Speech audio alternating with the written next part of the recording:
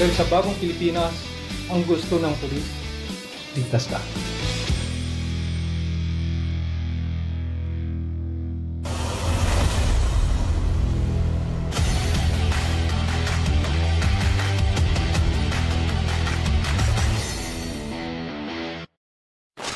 Magandang hapon mga kasurog. Ako, si Nomer Corporal, kasama ang buong pwersa ng Philippine National Police. Samahan niyo kung muli sa mga kasong aking tinutukan at itatampok ngayon. Mga krimen, aming bibigyang hustisya. Bawat sumbong, may agarang aksyon at solusyon. Dahil lahat ng nagkasala sa batas, walang takas. Sa PNP, Crime Busters. Pasadaan natin ang unang report. Rank 8 most wanted sa provincial level ng Camarines Norte dahil sa kasong pangmumolestya. Arestado ng Basud PNP. Biktima, ang sarili mismong anak na minor de edad na babae ng kanyang matalik na kaibigan. Papaano naisagawa ng suspect ang krimen? Sabay-sabay nating alamin sa ating PNP most wanted story.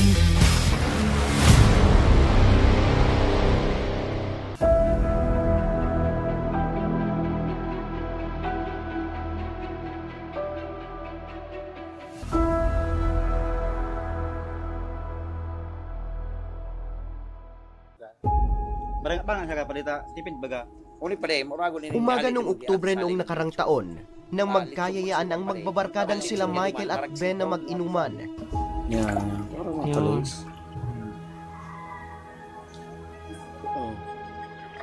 Pre. Parang dalawang tao. Ang dami naman ito pare ah. Parang kaya mo na pre. Hindi naman pre sa nilalasing kita pre. Para makalabas ka ng kung anong istorya mo sa buhay pre. Kaya nga pare. Ayos yung dalawang to ah. Oo, mamulutan naman kayo pre. Ayusin nyo na. Sayang ng pulutan, galing pa naman to kay Ate Sally. At nang pumatak ng hapon, ay nagsiuwian na sila Michael. Pre, lasing na kasama mo eh. Mauna na ako pre. Uy, pre, mauna ka na ba? Ingat. Uy, antayin mo na ako. Sasama na ako. Pre, mahalala kayo dyan. Uy! Antayin mo ako. Ay, mga may lang nilalang pala to pre. Ano pre? Kaya pa? Kaya pa pre. Kaya pa. Tara, ihatid na kita pa uwi. Sabay na ako. Sabay na tayo pa uwi. Sige pre. Tara.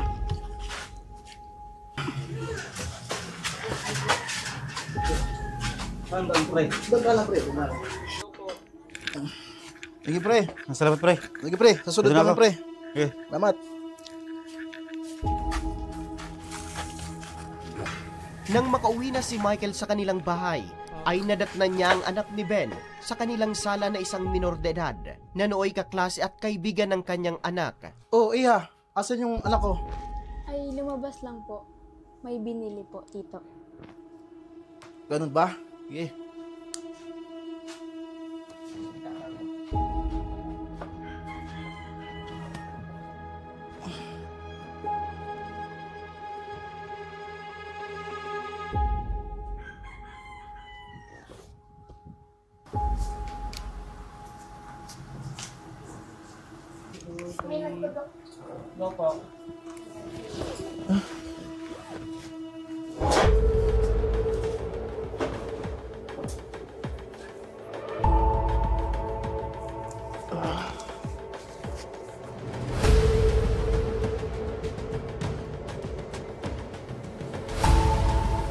Dala na rin siguro ng kalasingan ni Michael, ay nagawa niya umanong ipuan sa maselang bahagi ng katawan ang anak ng kanyang kaibigan na si Ben.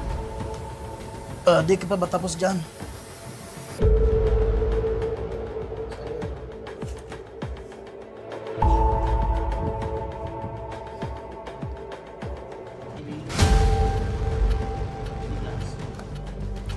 Wag po, tito. Uuwi na lang po ako.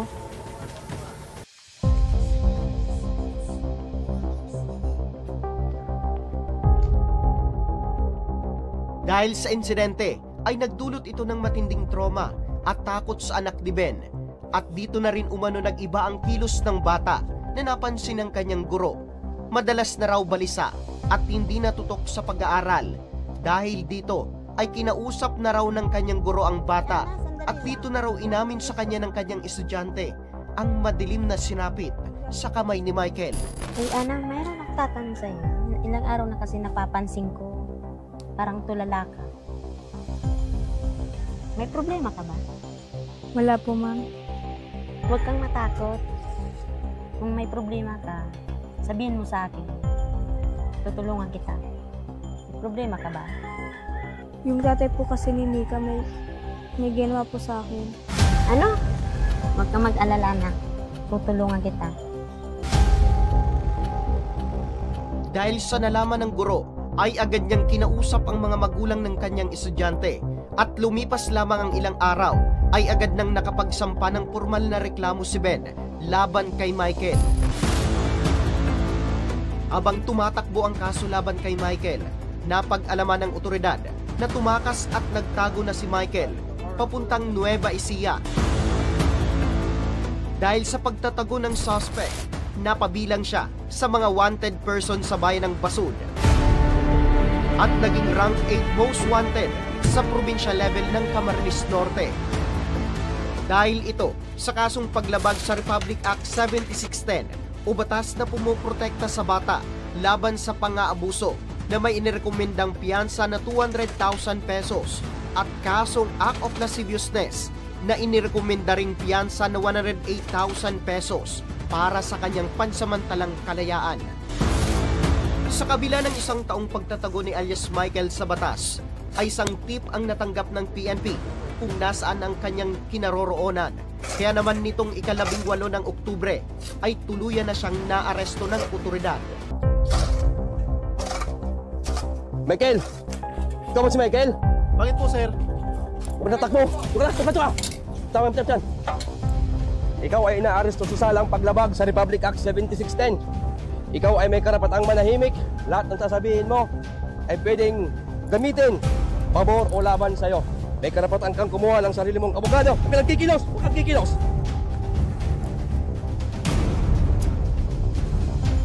Yan! Huwag kang kikilos! Masasaktan ka lang! Masasaktan ka lang!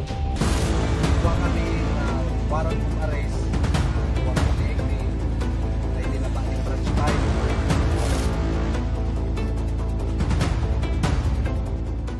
Dahil po nga po dito sa pinost namin na mga most wanted, ito po kasi yung mga halos wala na kaming impormasyon kung nasaan na. Siguro po dahil na-pressure siya, na hinahanap na siya ng batas, and accordingly nga po sa ating mga operatiba, parang napapraning na po siya, kaya umuwi na lang po siya dito sa Basud. Pero dahil po sa ating mga intel operatives, nabalitaan nila po na umuwi na, at doon na nila po na-actuan at inaresto po. Ayon naman kay Police Captain Armea, malaking bagay ang pagkakaaresto kay alias Michael para mabigyan ng hustisya ang biktima.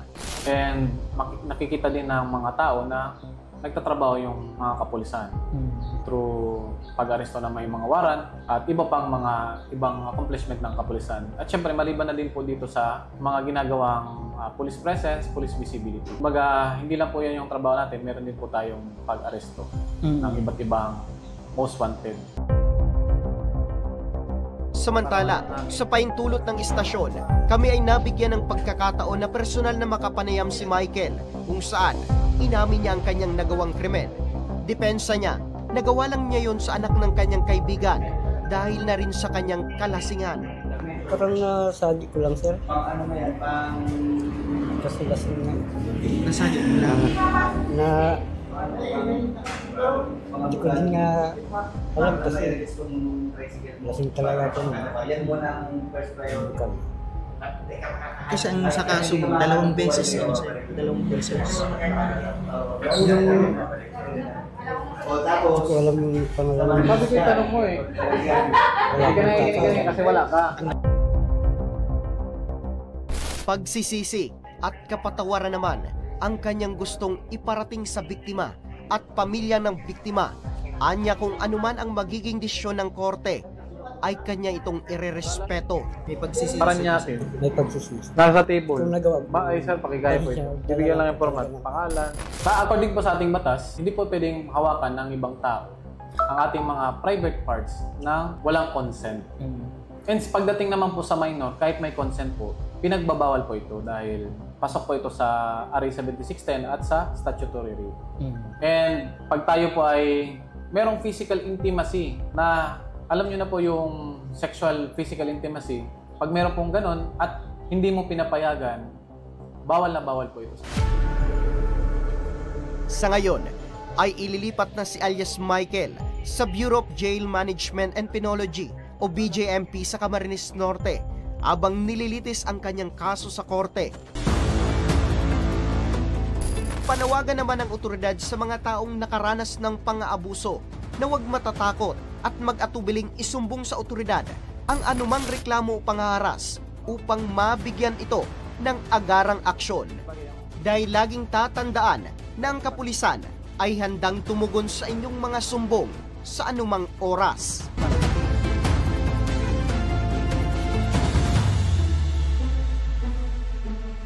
Samantala, maliban sa matagumpay na pagkakaaresto kay alias Michael, ay patuloy rin ang paghanap ng Basud PNP sa iba pang most wanted sa kanilang lugar. Sino-sino ang mga ito at ano ang kanilang mga nakabinbin na kaso? Panoorin sa report na ito.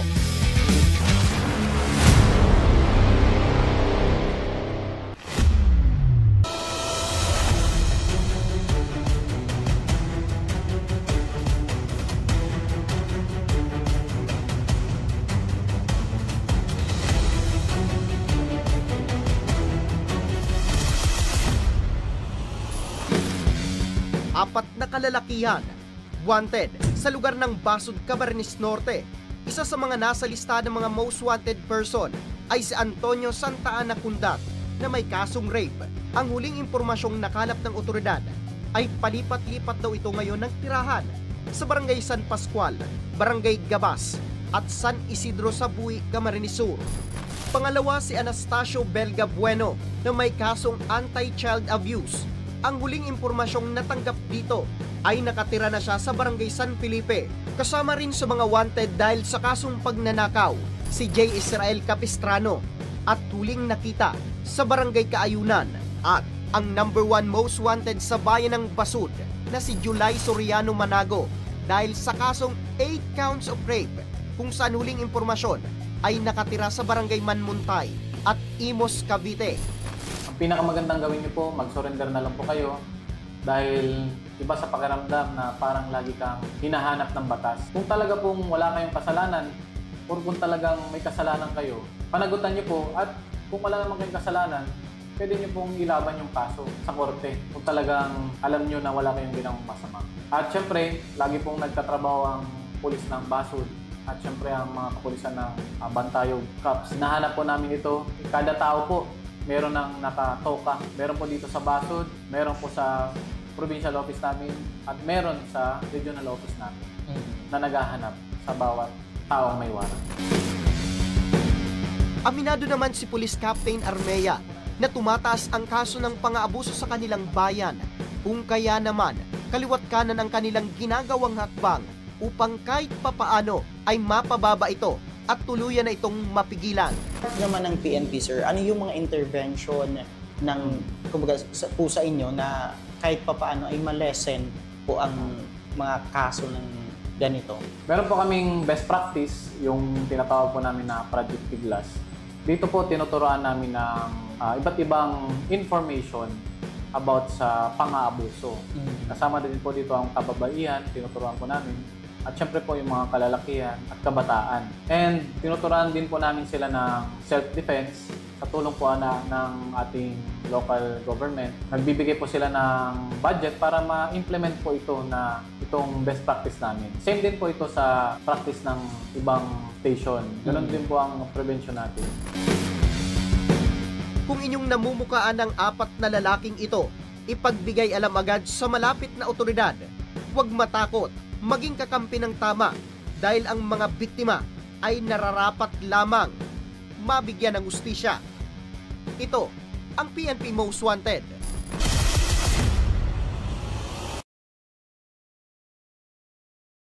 At sa pagbabalik ng PNP Crime Buster, milyong-milyong halaga ng shabu nasabat ng Philippine National Police sa magkakaiwalay na operasyon sa loob lamang ng 1 linggo. At PNP muling nagpaalala sa publiko na magdoble ingat dahil naganap na naman ang mga kawatan.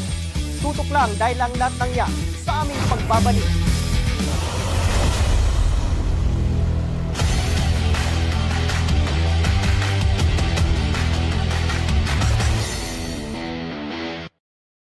Daan-daan na po ang mga nakapagtapos at may mga kanya-kanya ng propesyon.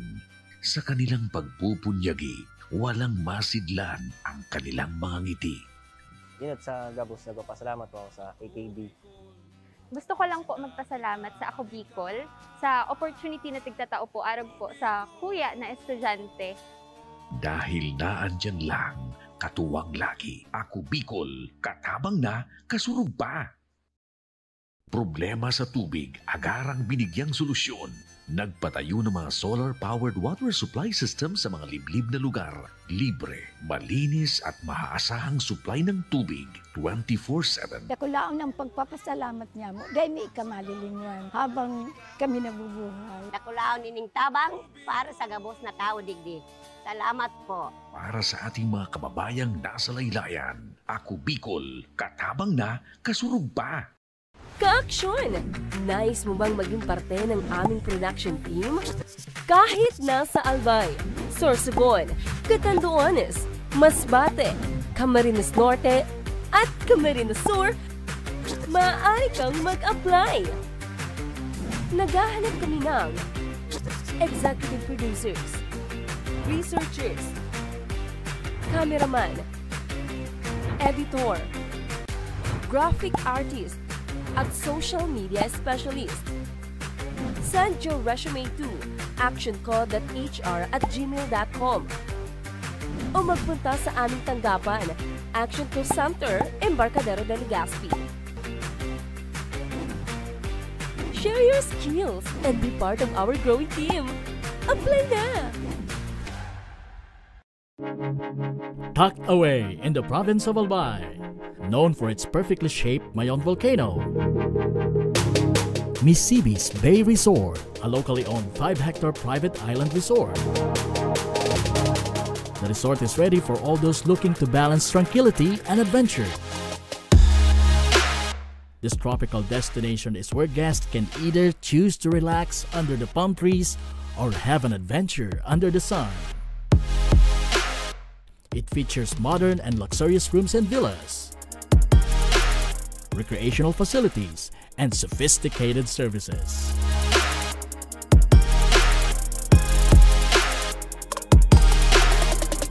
Come and experience Misibis Bay Resort, your tropical island getaway.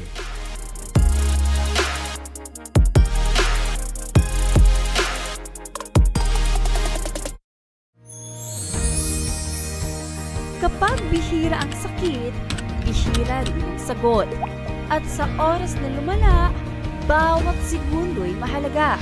Dito, may mga doktor na handang humarap sa hamon.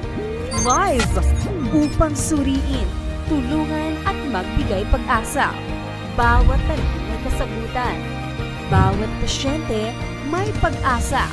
Dahil sa puso ng serbisyo, nandito ang Alagang Ako Bicol. Malapit na!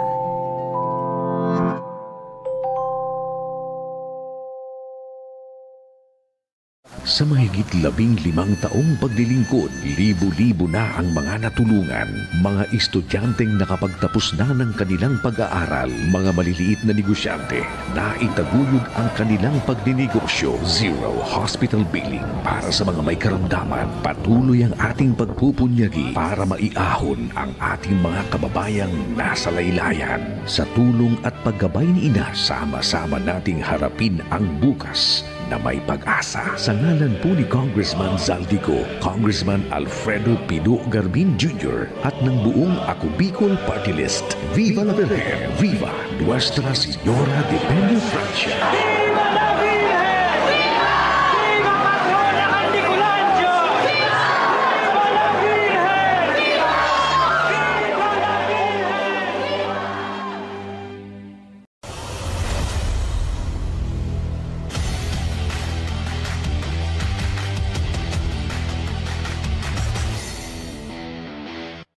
Sa loob lamang ng isang linggo, mahigit 9 milyong pisong halaga ng shabu ang nasabat sa magkakaiwalay na anti-illegal drug operation ng PNP sa probinsya ng Camarines Sur, Camarines Norte at probinsya ng Albay. Ang buong detalye, panoorin sa PNP Accomplishment Report.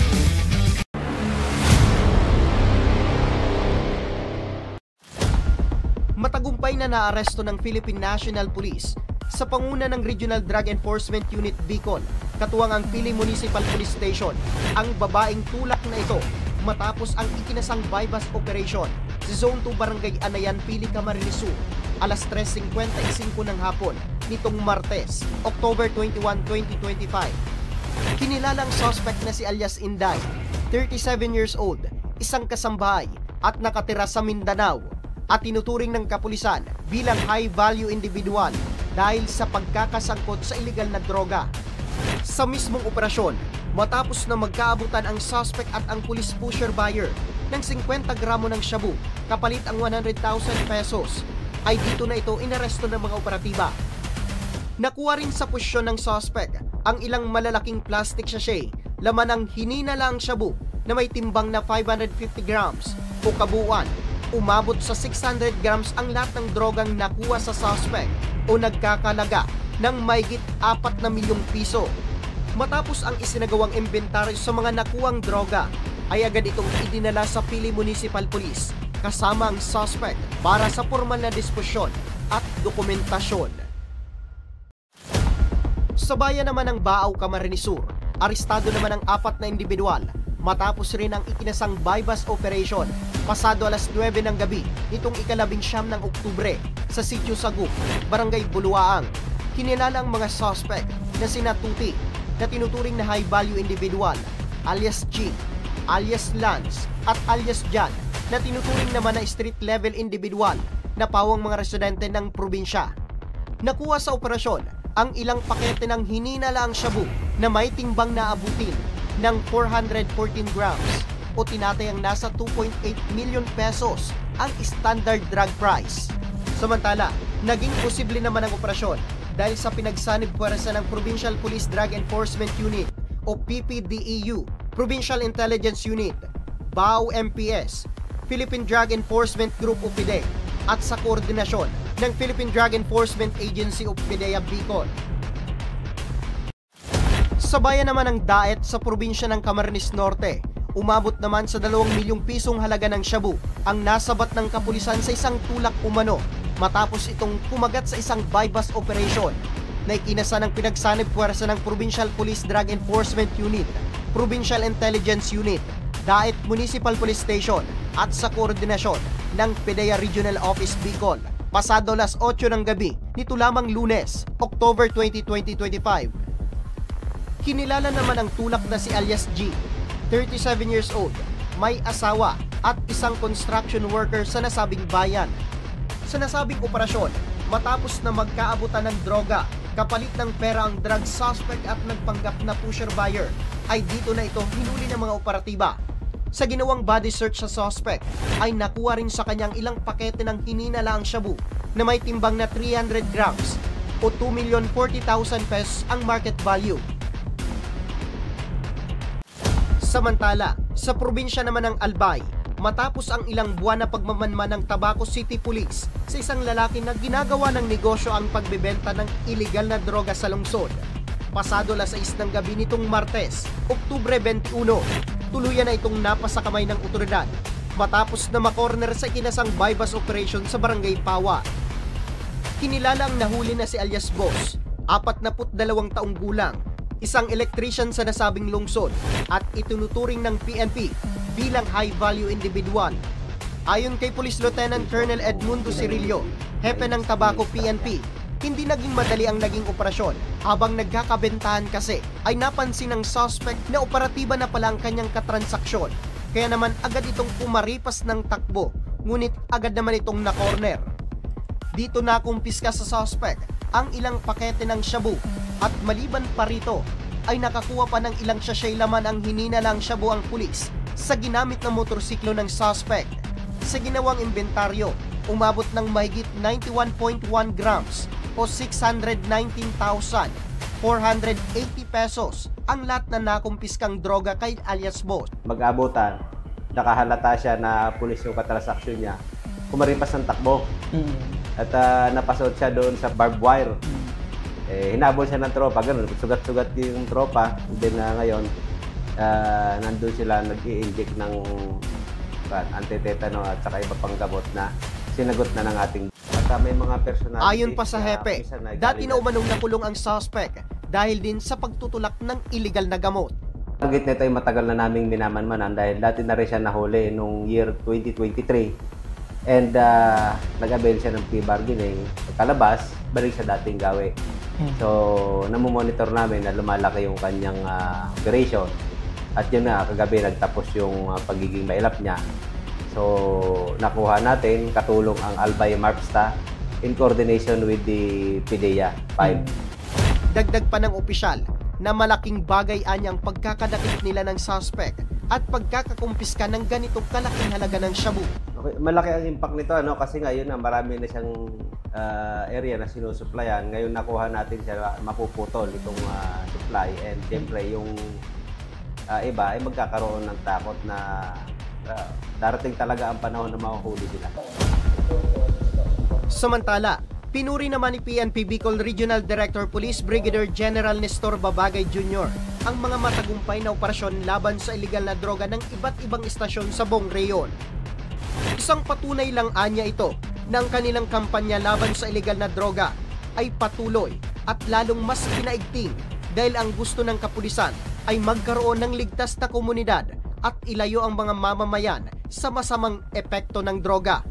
Layunin ng buong puwersa ng PNP Bicol na makamit ang ligtas, maayos, maunlad na komunidad at patuloy na isusulong ang diwa ng bagong PNP sa bagong Pilipinas.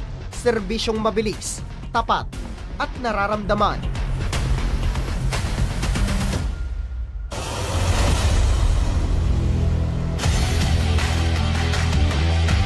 Daan-daan na po ang mga nakapagtapos at may mga kanya-kanya ng propesyon. Sa kanilang pagpupunyagi, walang masidlan ang kanilang mga ngiti. Yun at sa Gabos, nagpapasalamat po ako sa AKB. Gusto ko lang po magpasalamat sa Ako Bicol sa opportunity na tigtatao po arag po sa kuya na estudyante. Dahil naandyan lang, katuwang lagi, Ako Bicol, katabang na, kasurog pa. Problema sa tubig, agarang binigyang solusyon. Nagpatayo ng mga solar-powered water supply system sa mga liblib na lugar. Libre, malinis at maaasahang supply ng tubig 24/7. Dakulaon ang pagpapasalamat niya mo dahil may kamalilingwan habang kami nabubuhay. Dakulaon ining tabang para sa gabos na tao digdi. Salamat po. Para sa ating mga kababayang nasa laylayan, Ako Bicol, katabang na, kasurog pa. Ka-aksyon! Nais mo bang maging parte ng aming production team? Kahit nasa Albay, Sorsogon, Catanduanes, Masbate, Camarines Norte, at Camarines Sur, maaari kang mag-apply. Naghahanap kami ng executive producers, researchers, cameraman, editor, graphic artist, at social media specialist. Send your resume to actionco.hr@gmail.com o magpunta sa aming tanggapan, Actionco Center, Embarcadero de Legazpi. Share your skills and be part of our growing team. Apply na! Tucked away in the province of Albay, known for its perfectly shaped Mayon volcano, Misibis Bay Resort, a locally owned 5-hectare private island resort. The resort is ready for all those looking to balance tranquility and adventure. This tropical destination is where guests can either choose to relax under the palm trees or have an adventure under the sun.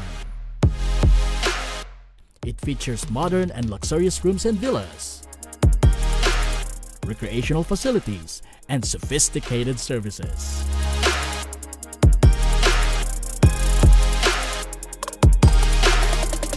Come and experience Misibis Bay Resort, your tropical island getaway.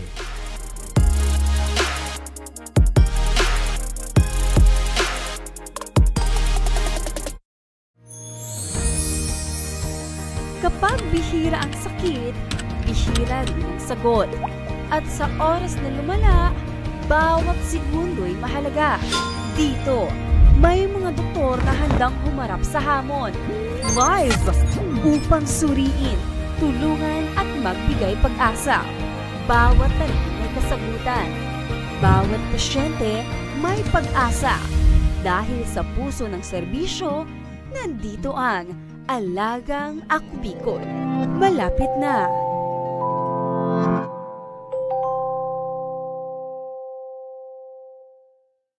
Sa mahigit 15 taong paglilingkod, libo-libo na ang mga natulungan, mga estudyanteng nakapagtapos na ng kanilang pag-aaral, mga maliliit na negosyante na itaguyod ang kanilang pagninegosyo. Zero hospital billing para sa mga may karamdaman. Patuloy ang ating pagpupunyagi para maiahon ang ating mga kababayang nasa laylayan. Sa tulong at paggabay ni Ina, sama-sama nating harapin ang bukas na may pag-asa. Sa ngalan po ni Congressman Zaldico, Congressman Alfredo Pido Garbin Jr. at ng buong Ako Bicol Party List, Viva la Virgen! Viva Nuestra Señora de Peña Francia! Viva la Virgen! Viva Patrona Canticulancho! Viva la Virgen!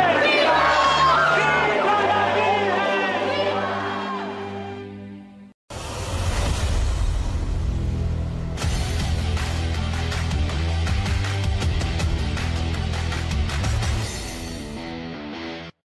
Samantala, sa panahon ngayon, wala nang pinipiling oras o lugar ang mga kawatan, partikular ang akyat bahay. Makakuha lang ito ng tsansa, ay kukunin na ang oportunidad upang makapagnakaw. Alam kong isa ka rin sa nangangamba o natatakot na maging biktima nila. Kaya naman ito ang mga tips na maaari mong gamitin sa PNP Modus Tips, atid ni Felix Opiñano.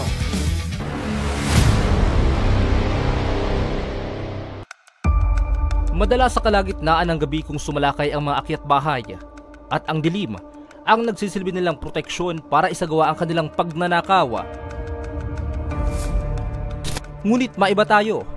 Sa probinsya ng Camarines Sur, hindi na lang sa gabi sumasalakay ang mga akyat bahay, kundi pati na sa tirik na araw. Sa CCTV footage ng Barangay Dayangdang, Naga City, noong ika-3 ng Oktubre, nahuli kam ang dalawang lalaki na umaaligid sa isang bakanting lote sa Purok 6 Ojeda Street ng nasabing barangay bandang alas 6:44 ng umaga. Ang lalaking nakasandong itim nagsilbing lookout habang naghahanap naman ng tiyempo ang kanyang kasama para makapasok sa isang abandonadong bahay. At nang makahanap ng tiyempo, ang isang binatilyo ay mabilis na umakyat sa pader at agad namang sinundan ng lalaking nagsilbing lookout. Itong parte ito mismo yung abandon na bahay. Dito pumasok yung mga kawatan. Umagang-umaga, probably mga 6:30. Kaya lang yung panahon nun, medyo maulan. Kaya hindi gano'n na pansin ng mga taong naglalakad. Na-report niyo po ba ito sa police? Opo. Otoridad? Lagi naman po akong nag-ano sa mga follow-up section, yung mga police na mga ununiform. Sa madaling sabi, napakalaking tulong kasi uma-action ka agad sila. Mahigit 1 oras ang tinagal ng dalawang kawatan sa loob.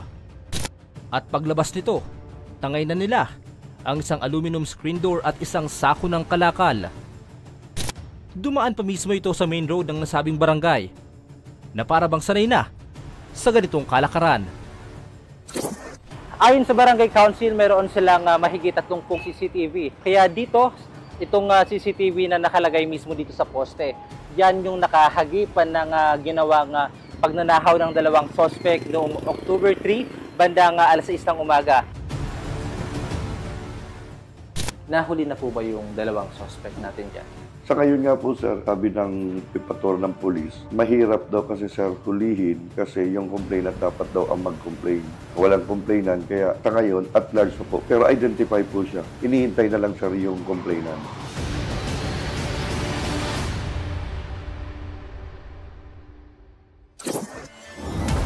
Samantala sa Barangay Irayang Sulong naman, sa bayan ng Minalaba, Camarines Sur, nahuli kam ang isang lalaking nag-alas Spider-Man para pasukin ng isang bahay. Makikita sa CCTV footage na ito ang biglang paglitaw ng isang lalaking nakapulang short at nakaitim na damit na dumaan sa kisame ng naturang bahay. Dahan-dahan itong bumaba at nang makasiguradong wala ng tao sa loob ng bahay, dali-dali itong naghanap ng mga mananakaw na gamit. Makikita rin ang pagpasok nito sa isang silid at maya-maya lamang may inabot ito na kung ano. At paglabas, tangay-tangay na ng lalaki ang isang cellphone sa katumakas. Ayon kay George, hindi niya tunay na pangalan. Hindi lang ito ang unang beses na ninakawan sila. Hindi lang nila mahuli-huli ang salarin noon dahil sinisira at pinapatay umano ng mga salarin ang kanilang CCTV. Nakita namin siya sa CCTV. 12:55 ng tanghali. Ninanakaw yung pera namin, tapos cellphone ng asawa ko. Nasaan kayo noon? Kasi tanghaling tapat. Nag-aayos po kami ng tulungan ng baboy sa Lupi, San Fernando. Gaano nyo katagal bago nalaman na nawawalan na pala yung gamit niyo dito? Matagal na kami nawawalan, kasi kaya lang hindi namin nahuhuli kasi tinatanggal nila yung CCTV. Nahuhugot nila yung saksakan. Yun yung ginagawa nila. Matitalino din, no? Kaya yung huli, nilipat ko, tinago ko yung CCTV para mahuli ko sila. Pero nung nawala ba yun, pagkagaling nyo ng Lupi, napansin nyo agad o mga ilang oras muna? Napansin, inahanap na ng asawa ko yung cellphone niya kasi i-charge niya. Ako, nagasikaso naman ako nagluto ako. Siya naghanap. Tapos hindi niya nakikita, tinignan niya yung CCTV. Doon, nakita niya may pumasok sa bahay. Saan po dumaan yung magnanakaw nung araw na yun? Dito po. Umakyat siya dito. Kaya lang pinatakpan ko na para hindi na sila pumasok ulit. Kasi kung titingnan po natin, kung walang hollow blocks, talagang kasya yung katawan ng tao. May gumamit ba sila ng hagdan o... Hindi ko nga alam kung paano nag-aakyat dito eh. Baka siguro may kasama na... Hindi ko nga alam. May lookout. Wala naman nakakita kasi siya lang nakita doon sa CCTV. Dito kasi gilid ng kalsada, wala man lang nakakita kung meron bang na may pumapasok na dito sa bahay ninyo? Wala eh, kasi tanghaling tapat yun. Madalang dumadaan dito pag mainit kasi.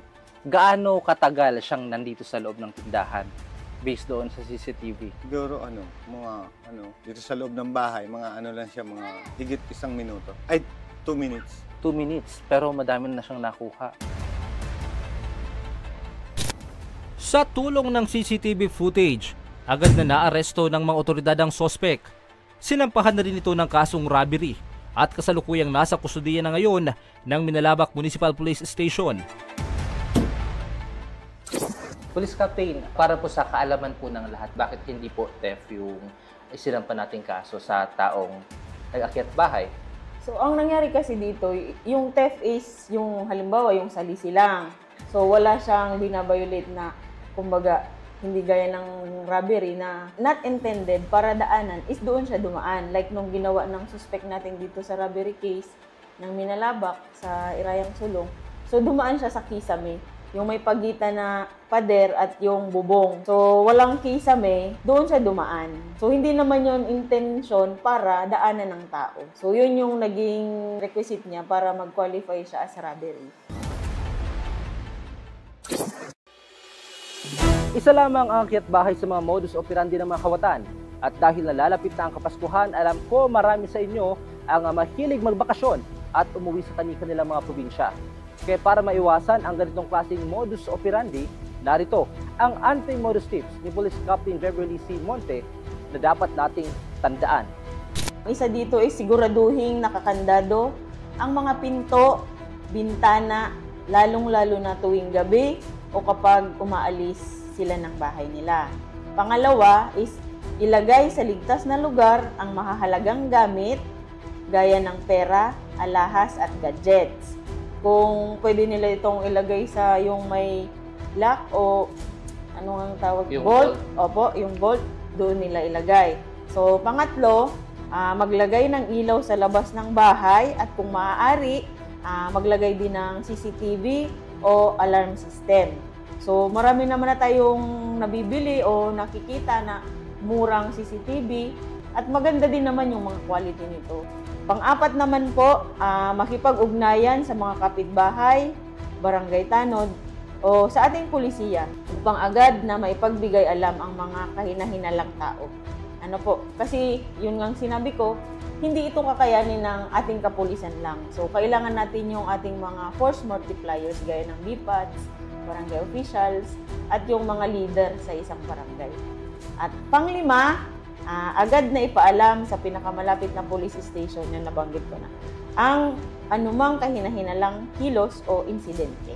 Para po ito ay matugunan agad. Gaya nung nangyari sa Irayang Sulong, na-report po ito agad at naaksyonan agad ng ating kapulisan. At yan ang anti-modus tips natin ngayon para makaiwas sa modus ng mga akyat bahay. Ako si Felix Opiniano. Sa panahon ng panlinlang, tamang kaalaman ang ating sandata. Magandang hapon. Naway magsilbing aral sana ang mga kwentong aming itinampok ngayong hapon at laging tatandaan, lahat ng sumbong, nandyan ang pulis, handang umaksyon dahil ang gusto nila, laging ligtas ka. Sa muli, sa ngalan ng Philippine National Police Bicol, magkita-kita muli tayo sa susunod na Biyernes. Magandang hapon. Ako, si Nomer Corporal at ito ang PNP Crime Buster. Salamat!